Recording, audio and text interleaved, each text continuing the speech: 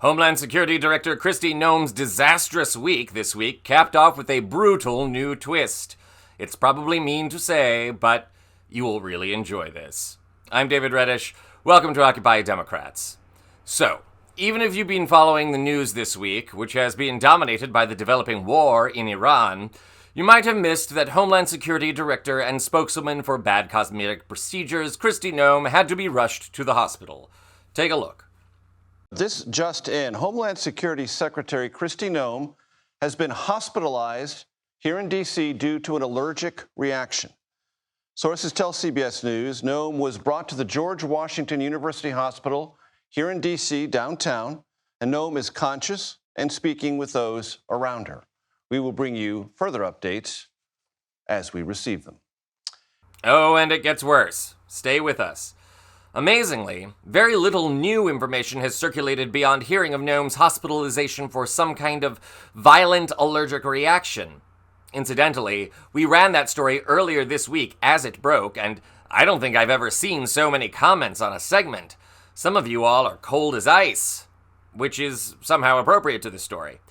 You will be happy to know that Noem has since been discharged from the hospital, though we still have very little information as to the cause of her reaction, her treatment, or her prognosis.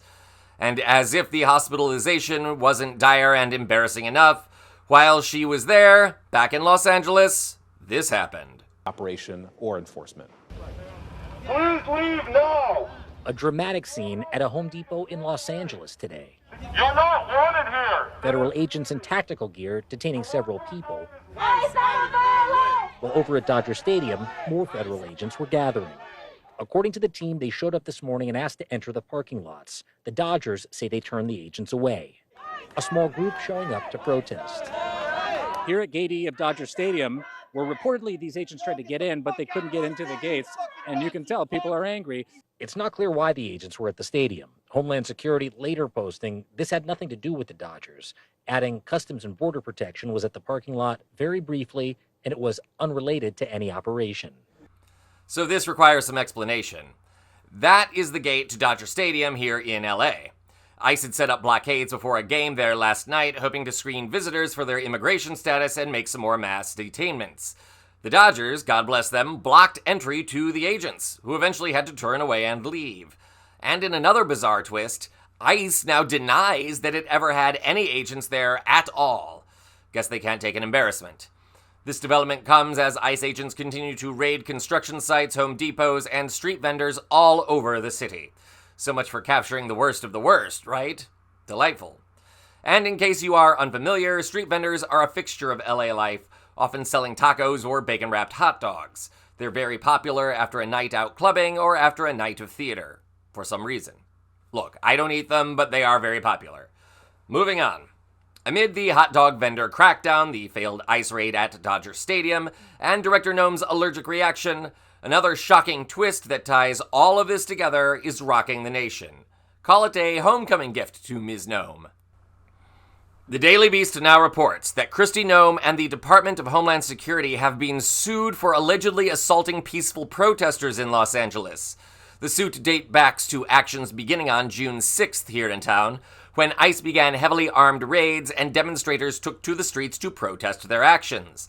The protests are the crux of this lawsuit, which was filed by the ACLU on behalf of a group of protesters, journalists, and legal observers. A spokesperson said, quote, "Federal law enforcement has brutalized demonstrators, causing disorder in a circular ploy to justify deploying military domestically against now and future protesters. But people have the right to keep protesting the violent separation of families and ICE's terrorizing of our people."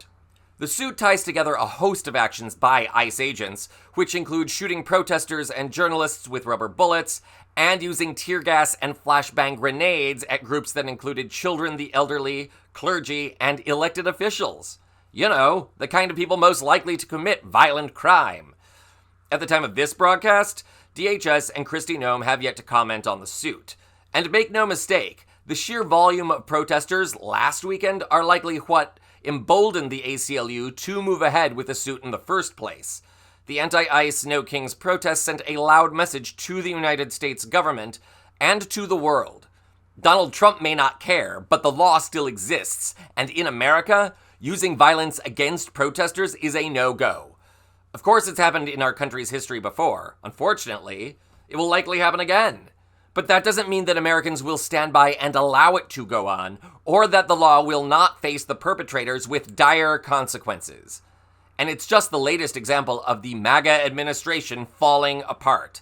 This comes as Director of National Intelligence Tulsi Gabbard and Defense Secretary Pete Hegseth have been shut out of staff meetings to discuss the situation in Iran. And when you don't want the head of the military or intelligence services in the room for something that so affects the military and national security, there is a very big problem. And the problems will continue to mount for Kristi Noem, Donald Trump, and the rest of these grifters. Count on us here to keep you updated as the red wall comes tumbling down. This is Occupy Democrats.